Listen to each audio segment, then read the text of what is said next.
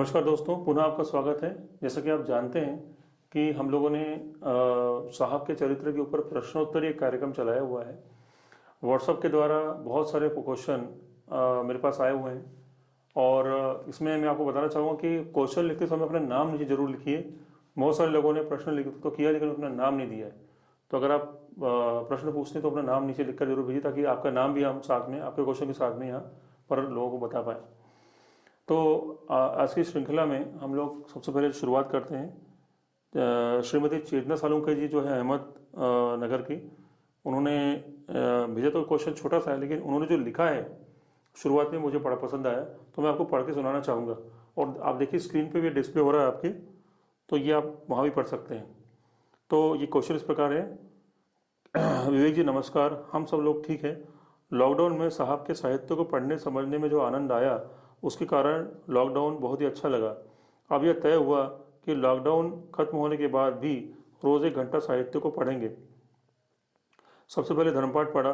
जैसा कि कहा गया है कि हर बार नया अर्थ समझ में आता है, इस बार पहली बार पुस्तकों का वाचन हमारे घर में सत्संग जैसा हुआ। एक ने पढ़ना और बाकी सबने सुनना और चर्चा करना। धर्मपाठ आज तक खुद के लिए पढ़ी थी, परंतु इस बार राजन जी से दूसरों को कैसे समझाना है इस बात को ध्यान रखते हुए पढ़ी। उसमें मददगार साबित होते हैं आदरणीय संचालिका जी के धर्मपाठ निरूपण के वीडियो। आपका बहुत बहुत धन्यवाद। धर्मपाठ की प्रस्तावना पढ़ते समय हर बार मन में विचार आता था कि वे कौन व्यक्ति होंगे जो धर्मपाठ के निमित्त बने। उसका उत्तर कहानी की एक बूंद पुस्तक में मिला। आदरणीय विजय जी के को भी धन्यवाद, जिनके कारण आदरणीय संचालिका जी के बारे में पढ़ने को मिला। बहुत सारी बातें पता लगी कि कैसे साहब का नाम लिए बगैर लोग अग्नि तो शुरू करा रहे हैं, परंतु सूर्य को आज तक कोई ढक न सका है। हमारे साहब धर्म सूर्य हैं। स्त्रियों के लिए कहानी एक बूंद की यह पुस्तक नेविगेटर है। बहुत बहुत धन्यवाद। आपने चेतना जी बहुत सुंदर लिखा आपने। और आपका जो प्रश्न मैं आप नदी जी से पूछना चाह रहा हूँ कि इन्होंने प्रश्न जो किया बड़ा छोटा सा है और संक्षिप्त है। इन्होंने पूछा है कि लौकिक और अलौकिक क्या है। साहब के अलौकिक प्राप्तियों के बारे में और जानने की उत्कंठा है। तो आप बताइए कि इस बारे में इनका प्रश्न का क्या उत्तर होगा। नमस्ते। चेतना जी का प्रश्न अच्छा है। अक्सर लोग पूछते हैं, बातें करते हैं लौकिक और अलौकिक की। तो साहब ने ऐसे एक बार कहा था कि लौकिक में सारी व्यवहारिक चीजें आती हैं और अलौकिक को हम ईश्वर से संबंधित बातों से लेके जोड़ते हैं, उसको अलौकिक कहते हैं। पर सही मायनों में अलौकिक कुछ नहीं होता। और लौकिक जो हम कहते हैं व्यवहारिक बातें, उसमें उन बातों का तो अलौकिक का तो बहुत ज्यादा समावेश नहीं होता, पर जो अलौकिक है उसमें लौकिक और अलौकिक दोनों साथ ही होता है। बहुत ऐसा विभाजन नहीं है उसमें कि ये चीज लौकिक है और ये चीज अलौकिक है। क्योंकि एक व्यक्ति पूरी तरह समर्पित हो जाता है धर्म के लिए, तो उसका जो लौकिक है वो भी अलौकिक हो जाता है। क्योंकि वो लौकिक व्यवहार तो सारे ही करता है। जैसे अपन महापुरुषों को देखते हैं तो वो हमारे आपके जैसे ही खाना पीना व्यवहार, उनके भी बाल बच्चे, शादी ब्याह, घर बनना, दुनिया भर की बातें, सारा कुछ जो है वैसा ही चलता है जैसा हमारा चलता है। पर चूंकि वो एक अवस्था में रहते हैं, एक उस अवस्था को हम लौकिक से परे की अवस्था है, वो उस अवस्था में रहते हैं, तो उनके लिए जो अलौकिक लौकिक कार्य है वो भी अलौकिक पृष्ठभूमि में ही होते रहते हैं। तो इसमें बहुत ऐसा कोई विभाजन नहीं है। तो दोनों चीजें एक साथ लेकर के हमको चलना चाहिए। और जैसा अपन साहब के जीवन में देखते हैं कि साहब का पूर्व जीवन पूरी तरह से लौकिक था, तो भी उनका धर्माचरण उसके साथ चल रहा था, व्यवहारिक जीवन, पूरा सामान्य जीवन जीते हुए भी, क्योंकि वह सत्य और अहिंसा और इन सब चीजों का पालन कर रहे थे। तो इसको हम बहुत विभाजन नहीं कर सकते हैं। और साहब के अलौकिक अनुभवों के बारे में वो पूछती हैं, तो मैं जहाँ तक सोचती हूँ, महानवा का अद्भुत दर्शन में जो 9वां अध्याय है उसमें साहब ने अपने अनुभवों को 1, 2, 3, 4 करके परिभाषित किया है कि कब किस किस समय में उनको किस तरह के अनुभव आते हैं। और उन दिनों में जो जिन अनुभवों से वो गुजर रहे थे, कोई दृश्य दिखना है या कुछ होना है या अनुभूतियाँ हैं उनकी, उसका उल्लेख उन्होंने किया हुआ है। पर मैं जहाँ तक समझती हूँ, साहब के अलौकिक अनुभव को अगर हमें समझना है तो हमें साहब के द लास्ट स्टेप पुस्तक पढ़नी चाहिए। वो जो कुछ भी वर्णन उन्होंने किया है वो उन्होंने खुद का ही वर्णन किया हुआ है, सारा सही। खुद का वर्णन किया हुआ है। तो वो साहब का अनुभव पूरी तरह साहब किस अवस्था में थे और क्या, ये उन्होंने 63 में 63 में लिखी थी वो किताब, उस समय की उनकी पूरी मानसिकता और उनका वो जो अलौकिक अनुभव है वो वहाँ पर समझ में आता है। और जो उन्होंने उसका सुंदर सा वर्णन किया है कि लास्ट स्टेप रखना बाकी रह जाता है, बाकी का इस मार्ग में जो चलना है वो पूरा चलना हो चुका होता है और आखिरी कदम अब रखना है, पर बस वो आखिरी कदम कब, इसका कोई जवाब नहीं होता है। इस समय में वो जो अधीरता को झेलना पड़ता है, ये शायद तब का सबसे कठिनतम अवस्था रहती होगी। तो साहब बिल्कुल उस जो लास्ट स्टेप है वहीं तक पहुंचे हैं और उन्होंने आखिर में वो लास्ट स्टेप रखा भी है, ये उनके उस से समझता है। तो इसलिए अलौकिक में जो कुछ भी अनुभव होंगे उन सारे अनुभवों से साहब गुजरे हैं, पर उन्होंने इन बातों को बहुत ज़्यादा कभी महत्व नहीं दिया और इन पर उन्होंने कोई बहुत ज़्यादा चर्चा नहीं की, जैसा कि वो हमको कहते थे। और मैं भी उस बात को मैंने कई बार लोगों को कहा है कि सत्य धर्म का आचरण का मार्ग अति आनंददायी मार्ग है। जब से हम चलना शुरू करते हैं उस रास्ते पर, वहीं से आनंद की शुरुआत होती है और जैसे जैसे हम आगे बढ़ते जाते हैं वैसे वैसे वो आनंद हमारा द्विगुणित बढ़ता ही चला जाता है। दिन दूना रात चौगुना, ऐसा साहब ने उसका वर्णन किया हुआ है। तो वो बढ़ता है। इसलिए हम कब तक लास्ट स्टेप पर पहुंचेंगे या वो कौन सी अवस्थाएं हैं, इन सब बातों में बहुत जाने की जरूरत नहीं है। हमें तो जीवन आनंद के साथ गुजारना है, तो हमें उस रास्ते पर चलना है। ये चूंकि साहब की धारणा थी, इसलिए उन्होंने लौकिक अलौकिक इन विषयों पर, अपने अनुभव इन विषयों पर बहुत ज्यादा कुछ बोला नहीं है। पर जो कुछ भी एक मनुष्य देह से उपलब्धि हो सकती है इस मार्ग में, जो अंतिम अवस्था है वह हमने प्राप्त की, ये लास्ट स्टेप पुस्तक बताती है।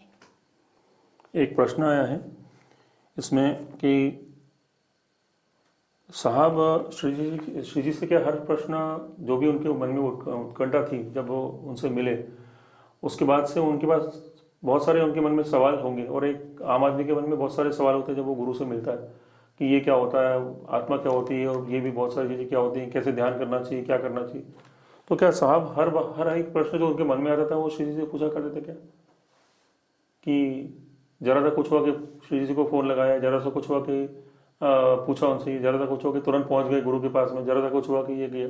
तो क्या ऐसा साहब का स्वभाव था, ऐसा उन्होंने किया कि हर प्रश्न का तो जो कि श्री जी ने कहा था कि मन में प्रश्न उत्तर आते से तुम्हारा सवाल का जवाब तुम्हें दे दिया जाएगा, फिर भी इसके बाद भी क्या वो प्रश्न पूछते थे साहब हर बार, जैसे आम आदमी पूछता? मतलब एक तुलना करें ऐसी कि एक आदमी जाके गुरु से मिला है, उसको बहुत आनंद की अनुभूति थी, और फिर उसके मन में उसके मन में प्रश्न आना शुरू हो गए, क्योंकि जो श्री जी बोला करते थे उस आधार पर प्रश्न निर्माण होते थे।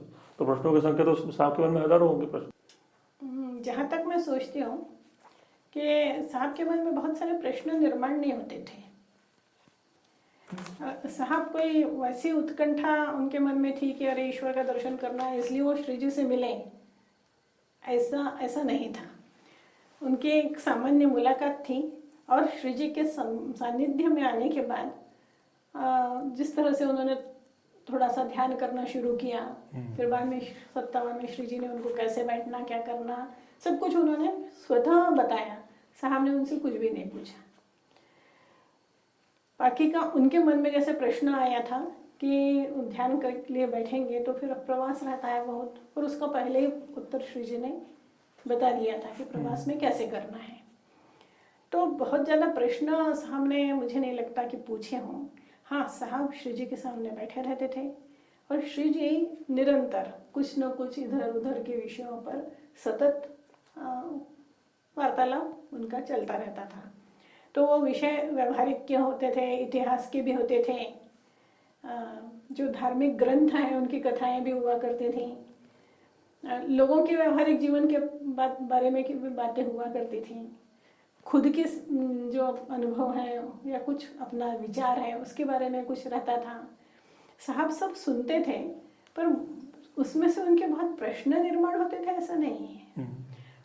पूरा टाइम अगर श्री जी ने साहब से 4 घंटे बोला है तो साहब ने 4 घंटे सुना है, और फिर उस पर कोई प्रश्न उनका नहीं रहता था। वो उसके बाद जैसे श्री जी कहते थे विश्राम के लिए जाओ, और विश्राम का मतलब होता है कि जो कुछ सुना है उस पर चरविचरण करो, उसका चिंतन मनन करो। तो वो उनका चिंतन मनन जो भी होता होगा, तो उनको ऐसे सामान्यतः अपन जैसे प्रश्न पूछते हैं, इस तरह के प्रश्न साहब ने कभी भी श्री जी से कुछ नहीं पूछा। और फिर अब आगे क्या, फिर उसके आगे फिर और क्या होगा, फिर आगे की अवस्थाएं क्या होंगी, या कुछ इस तरह के भी कोई प्रश्न उन्होंने कभी नहीं किए। या सामान्यतः अपन ये देखते हैं कि लोग कहते हैं कि हम ध्यान के लिए नियमित बैठते हैं, हमारा ध्यान ही नहीं लगता, क्या करना चाहिए, इस तरह के प्रश्न होते हैं। इस तरह के प्रश्न भी साहब ने कभी नहीं किए। जैसा कि साहब से ज्ञात हुआ था, इस तरह के कोई भी प्रश्न उन्होंने किए। पर एक बार उन्होंने मनोहर जी से जरूर कहा था कि जब श्री जी कुछ बताते हैं और तुम्हारे मन में अगर कोई प्रश्न निर्माण होता है तो तत्काल पूछ लेना चाहिए। मनोहर भैया ने कहा कि हिम्मत नहीं होती, तो उन्होंने कहा था हमारे मन में अगर कभी प्रश्न आता था तो हम एक सेकंड रुकते नहीं थे। अगर कभी प्रश्न निर्माण हुआ तो हम तत्काल उनके सामने रखते थे। पर ये कभी ऐसा हुआ होगा प्रसंग, कभी कभार के प्रसंग होंगे ऐसे, बाकी सामान्यतः साहब ने प्रश्न करके और उसके उत्तर के रूप में श्री जी ने उनको उस विषय को समझाया हो, ऐसा नहीं हुआ है। मतलब श्री जी ने समझाया नहीं है? श्री जी ने प्रश्नों के उत्तर के रूप में नहीं समझाया। अच्छा। श्री जी को तो जो बताना था वो बताते थे। श्री जी बहुत सारी बात बताते थे, उसमें साहब को क्या लेना है ये साहब लेते थे। ये श्री जी का और साहब का वार्तालाप में 99% से ज्यादा श्री जी का वार्तालाप था, साहब सिर्फ श्रोता होते थे। 1% में कहीं साहब उनके अनुभव के साथ अपना कोई अनुभव मैच होता हो और उसके बारे में बात करते हो तो होता था। इसलिए प्रश्न निर्माण होने वाली बात नहीं थी। प्रश्न, क्योंकि प्रश्न तब होता जब जैसे यज्ञ इस विषय पर साहब को कुछ समझा रहे होते, तो फिर वो 4 चीजें साहब उनसे पूछते। पर ऐसा उन्होंने कभी नहीं बोला। दान इस विषय में बोलते समय में कहीं कर्ण की कहानी सुनाई, तो कहीं किसी की कहानी सुनाई, तो कभी किसी का प्रसंग सुनाया, तो कभी राजा हर्षवर्धन की कहानी सुनाई। इस तरह के वार्तालाप रहते थे। इसलिए उसमें प्रश्न, इसमें से क्या समझना है, मतलब बोध कथा ही कहना चाहिए। इस तरह की जो कथा है उसमें से क्या बोध लेना है, जैसे बगुला करता है ना, उस तरह का जो लेना है अपना खुद ले लेते थे। और जो उन्होंने लिया है वो सही है कि नहीं, ये भी कभी वो पूछते नहीं थे। उनके वार्तालाप में इस तरह का वार्तालाप जैसा कि हम सोचते हैं वैसा नहीं होता था कि शिष्य प्रश्न कर रहा है, गुरु समाधान कर रहा है, जो सारे उपनिषद इसी तरह के हैं। ऐसा प्रश्नोत्तर वाला संवाद साहब में और श्री जी में नहीं हुआ है। मतलब जो श्री जी ने बोला उसी में साहब ने सब कुछ अपना उन्होंने उसमें से अपने को क्या लेना है वो ले लिया है। और ये जो मैंने लिया ये सही है कि नहीं, ऐसा भी नहीं पूछा है। मैंने ये प्रश्न इसलिए ललित जी के सामने रखा क्योंकि अक्सर मैं देखता हूँ और सुनने में आता है कि कोई भी जब शिष्य गुरु की संगत में जाता है, संपर्क में आता है, तो उसके मन में बहुत सारे प्रश्न रहते हैं। और वो हर एक जैसे मन में प्रश्न आता है, या तो वो चिट्ठी लिखता है या फिर वो तुरंत जाता है गुरु के पास में कि मेरा प्रश्न है मुझे। तो बहुत छोटे छोटे सवाल होते हैं, बहुत सारे सवाल होते हैं, इनका अनंत सवाल होते हैं, इनका अंत नहीं होता। तो साहब के साथ ऐसा कुछ नहीं था, इस प्रकार का कुछ भी। तो चलिए अब अगले प्रश्न की तरफ हम लोग बढ़ते हैं कि ये जो प्रश्न है ये फिर मैं बोलना चाहूँगा कि नाम इसमें लिखा हुआ नहीं है, मैं प्रश्न पढ़ के सुना रहा हूँ आपको। 1958 की अप्रैल की 25 तारीख से साहब के जीवन क्रम में ने पलटा खाया, और साहब ने उस समय जब साहब के जीवन में परिवर्तन आया तो उस समय साहब ने सब कुछ जो है वो पहनने ओढ़ने और सब चीज़ें दे डाली, अपने पास रखी नहीं। तो सब चीज़ों का परित्याग साहब ने कर दिया और बिल्कुल सीमित मात्रा में चीज़ों को अपने पास रखा। तो मेरा प्रश्न यहाँ पर है कि गुरु से जो शिष्य मिलते हैं तो वो तो इस प्रकार का त्याग नहीं करते, उनका त्याग तो ऐसा नहीं होता। तो साहब ने सब चीज़ें छोड़ी क्यों ये करने के लिए? क्योंकि गुरु के संपर्क में आए तो वो तो एक अच्छा लक्षण है, लेकिन उसमें सब चीज़ें छोड़ क्यों दी साहब ने? क्या कारण था, इस बारे में बताइए।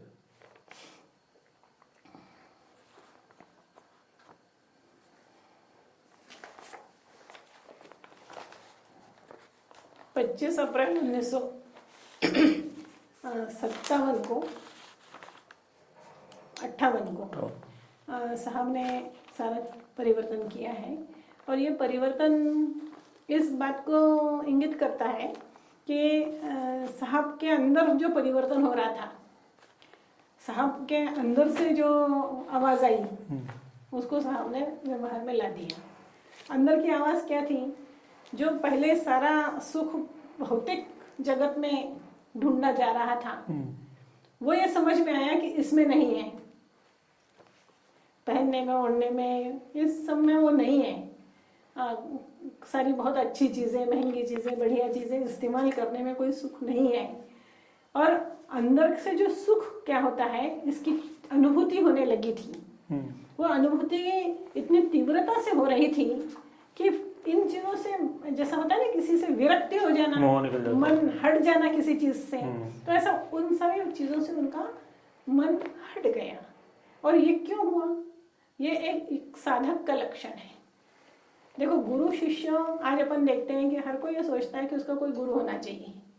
गाँवों में तो मैं देखती हूँ कि नुगरा कहते हैं जिसका कोई गुरु नहीं है, न गुरु वाला, तो वो तो दान भी करेगा तो उसे उसका फल नहीं मिलेगा, और कुछ भी धर्म कार्य करेगा तो फल नहीं मिलेगा। इसलिए किसी भी गुरु से कान फुकवा लो, यानी मंत्र ले लो, ताकि आपका गुरु हो जाएगा, तो फिर आप जो भी धर्म कर्म करेंगे उसका पुण्य मिलेगा।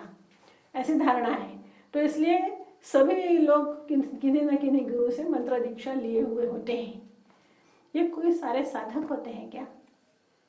नहीं। और गुरु की जरूरत तो साधक को होती है। जिसे साधना करनी है उसे मार्गदर्शक की जरूरत होती है। तो व्यावहारिक जीवन की बातों के लिए मार्गदर्शन और आध्यात्मिक उन्नयन के लिए मार्गदर्शन, इसमें बहुत बड़ा अंतर है। और साहब जब श्री जी के पास गए और जब श्री जी ने उनको साधना बताई कि अब ये करो, और उन्होंने करना शुरू किया तो उसमें जो उनको उत्तरोत्तर आनंद आने लगा, उस आनंद की परिणति यह हुई कि वो इन सब से बाहर निकलने की तीव्र मन में इच्छा हुई। और एक होता है ना, जैसे आपके पास 4 जोड़ी कपड़े हैं तो कौन सा पहनूं, एक विचार आता है। 4 जोड़ी जूते हैं, तैयार होके निकलना है, ये पहनूं कि ये पहनूं, एक विचार आता है। कोई भी काम इस तरह से करने में, तो इतना जो समय फालतू जा रहा था वो भी उनको फालतू नहीं डालना था। इसलिए इस तरफ से सारा अपना मन को खींच करके 100% साधना में लगाना था। कहीं कोई दूसरा विचार ही नहीं करना था।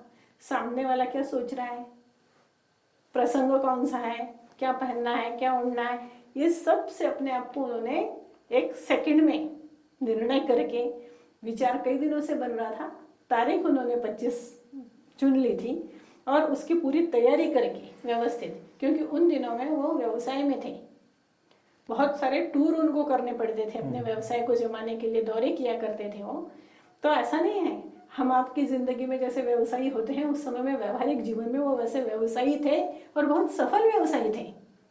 फिर अचानक इस तरह का परिवर्तन से क्या परिणाम लोगों के ऊपर हुआ, उसको उन्होंने सोचना उचित नहीं समझा।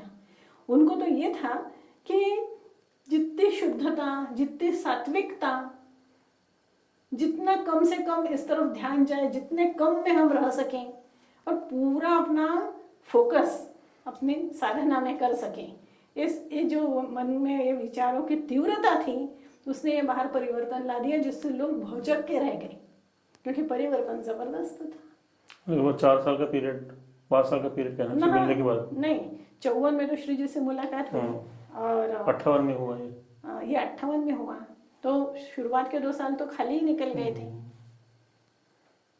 57 से साधना की शुरुआत हुई, मुश्किल से साल बीता होगा, साल भी पूरा नहीं, हाँ साल भी पूरा नहीं हुआ था। पर होता है ना कि किसी चीज में अपना बहुत मन होता है पहले और उसमें बहुत अच्छा लगता है, और फिर उससे कोई बहुत भारी चीज मिल जाती है। जैसे कोई बच्चा है, इसके पास एक खिलौना है, तो कोई आवाज भी नहीं कर रहा है, कोई लाइट भी नहीं है, कुछ नहीं, लकड़ी जैसा सादा सा खिलौना उसके पास है। अचानक उसको ऐसा खिलौना मिल गया जिसमें आवाज भी आ रही है, जिसमें लाइट भी लग रही है, जो चल भी रहा है, तो वो उसको फट से फेंकेगा और पूरी तरह उस पर चला जाएगा उसका ध्यान। तो साहब के साथ ऐसा हुआ कि उनको वो इतनी फीकी चीज है ये समझ में आई कि जिसमें वो अभी तक लगे थे वो एकदम ही फीका है, तो उस पर से मन हट गया। और हटने की वजह से परिवर्तन लोगों को जो दिखा, तो वो असल में व्यवसाय चालू नहीं होता और कोई रिटायरमेंट की लाइफ है या कोई इस तरह का, या वो कोई सन्यासी हो जाता है तो फिर वो सारा चेंज कर लेता है, फर्क नहीं पड़ता। यहाँ तो हर एक से व्यवहार करना था, उन्हीं ऑफिसों में जाना था, अधिकारियों से मिलना था, सब लोगों से व्यवहार करने थे, तो इसमें इतने गम में रहना अपने आप में बहुत मुश्किल काम था। पर उन्होंने वो निर्णय लिया, तो उस समय में उनके ऊपर हावी क्या था? उनकी साधना। जिन साहब को हम जानते हैं, युग प्रवर्तक, प्रचारक, अग्निहोत्र का देने वाले, ये वो साहब तो नहीं थे, ये तो साधक साहब थे। और साधना में चूंकि मजा आ रहा था, तो उस मजे को पूरा लेना, ये उनके कुछ भी काम में कर गए तो उसके अंत तक पहुंचना, ये उनकी प्रवृत्ति थी। तो इसलिए साधना में लगे, तो अपना 100% उनको साधना में देना था। इसमें उनमें परिवर्तन आया जो उनको खुद के लिए बहुत अच्छा और आह्लादित करने वाला था। जैसे उन्होंने 2 जोड़ी कपड़ों में समय निकालने का तय किया। 2 जोड़ी कपड़े, जिसके पास 100 जोड़ी कपड़े रहते थे, उसका 2 जोड़ी पर आ जाना अपने आप में बहुत बड़ी बात है। बहुत विभिन्न तरह के बजाय सिर्फ एक ही तरीके के कपड़ों में रहना अपने आप में बड़ी बात है। बहुत सारे जूतों में से एक सादी सी चप्पल चुन लेना, मोजे भी नहीं, बड़ी बात है। तेल, कंघी, पाउडर, क्रीम, साबुन, मतलब ये सारा एक झटके में छोड़ दिया। उनको किसी चीज की आवश्यकता नहीं थी तन ढकने के लिए कपड़ा वाली स्थिति में, जबकि वो उस समय में कमा रहे थे, घर में पैसा आ रहा था, किसी चीज की कमी नहीं थी। सब कुछ होते हुए उन्होंने अपने आप को बिल्कुल मिनिमम, जिसने मिनिमम में जितना व्यक्ति रह सकता है उसमें अपने आप को वो ले आए थे। तो ये उनका साधना का पक्ष है।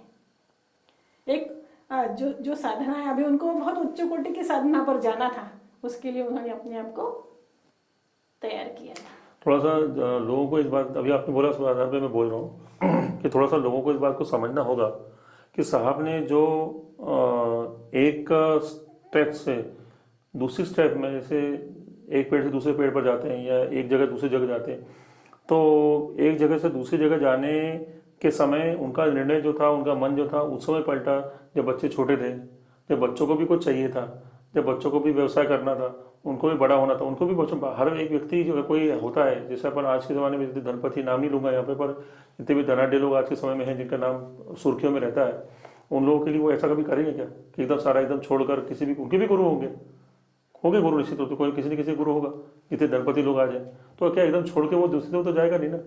तो नहीं, एक मिनट, तो एक मेरा ये है कि सब कुछ चाहिए था उस समय, उन्होंने ये चीज साहब ने छोड़ी। तो लोगों को जो लोग जो समझते हैं, वो एक समझते हैं कि एक शिष्य गया, गुरु से मिला और हो गया उसका। ऐसा तो नहीं हुआ, ऐसा तो कहीं नहीं हुआ। साहब के समक्ष जो साहब, दूसरी बात है कि जो एक आदमी होता है जो शिष्य बन के गुरु के पास जाता है, तो वो कुछ पाने के लिए जाता है गुरु के पास कि मेरा ये खोल दो, मेरा ये लॉक खोल दो, मुझे ये कर दो, मुझे वहां से धन मिल जाए, मुझे वहां से, तो उसके मन में बहुत सारी इच्छाएं होती है, मुझे ये पाना है, मुझे वो पाना है, मुझे वो पाना। तो पाने का अनंत सीमाओं को लेकर वो गुरु के पास जाता है मिलने के लिए, और गुरु से उसका मिलने का उद्देश्य वही होता है कि मुझे मिले। पर साहब का तो कुछ उद्देश्य था ही नहीं, साहब तो सब कुछ कर चुके थे। ये कितना बड़ा पक्ष है इसमें। नहीं, देखो ऐसा है कि साहब जो कर चुके थे वो कर चुके थे, और श्री जी के संपर्क में आने के बाद जब उनको स्वाद लगा अध्यात्म का, अलौकिक का या साधना का, तो फिर उनको बहुत कुछ उसमें क्या है उसमें और कितना मिल सकता है वो सब लेना था। और जितना साधना में आपको प्रगति करनी है उस हिसाब से अपने आप को पात्र बनाना पड़ता है, अपने आप को तपाना पड़ता है, तभी तो आगे आगे की उपलब्धियां होती हैं। तो ये तपाने वाला जो काम है वो कर रहे थे, उसमें उसका एक हिस्सा यह है। तो इसमें बच्चे कहाँ आए या कुछ भी कुछ नहीं है, यहाँ तो उनका साधना है ना। उन्होंने अपना अगर वस्त्र वेशभूषा बदली तो इससे बच्चों का क्या संबंध है? कुछ भी संबंध नहीं है।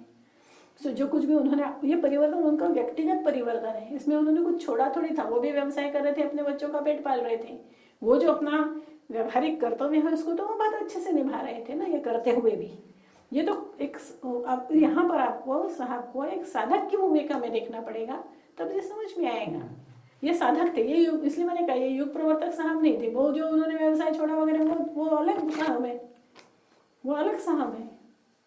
इन सर्च ऑफ हैप्पीनेस लिखने के बाद प्रचार के लिए निकले, और श्री जी ने फिर उनको सत्य धर्म प्रचार की जिम्मेदारी सौंपी। वहां से साहब की भूमिका बदल जाती है। पर ये तो साधक की भूमिका, एक सीधा साधा साधक है जो ऐसा है कि वो साधना का वो जो अंतिम लक्ष्य है वहां तक जाना चाहता है। और उसके लिए अपने आप को प्रिपेयर कर रहा है। तो उस समय में उसके सामने ये नहीं है कि कौन क्या कहेगा और क्या होगा।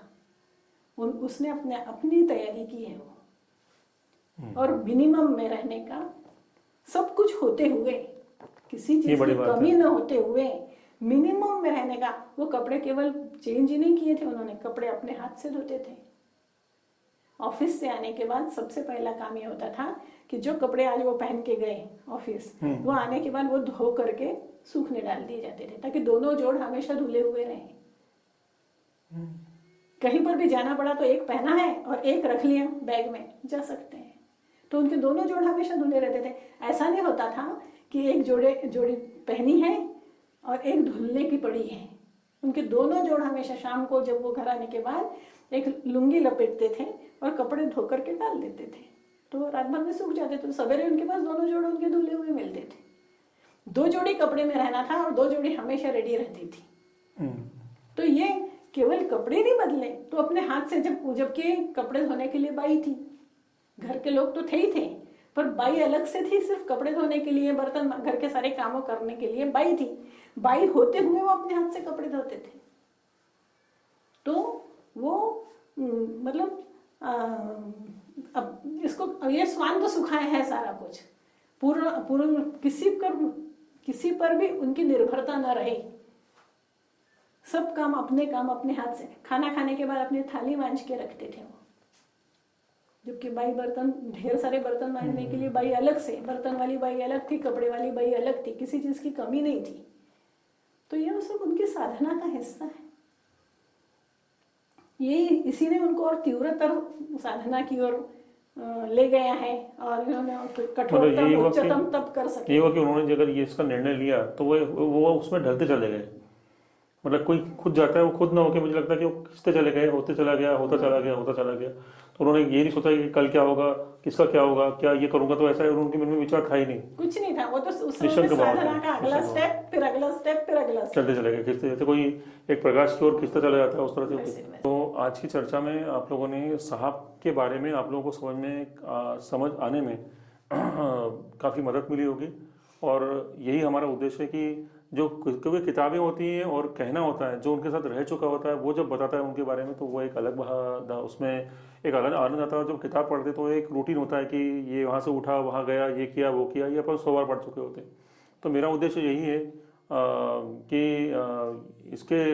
इस प्रोग्राम के द्वारा हम लोग नली जी के माध्यम से साहब को समझने में हमको और अधिक मदद मिले, और साहब का जो स्वरूप है वो काफ़ी हद तक मैं आप लोगों के सामने प्रस्तुत करने की इस कार्यक्रम के द्वारा कोशिश करूँगा। मैं दोबारा आपसे एक रिक्वेस्ट, जैसे मैंने कल की थी, दोबारा करना चाहूँगा कि हमारा जो यूट्यूब चैनल है उसके सारे वीडियोस को आप जो है मैक्सिमम फॉरवर्ड करने की कोशिश कीजिएगा।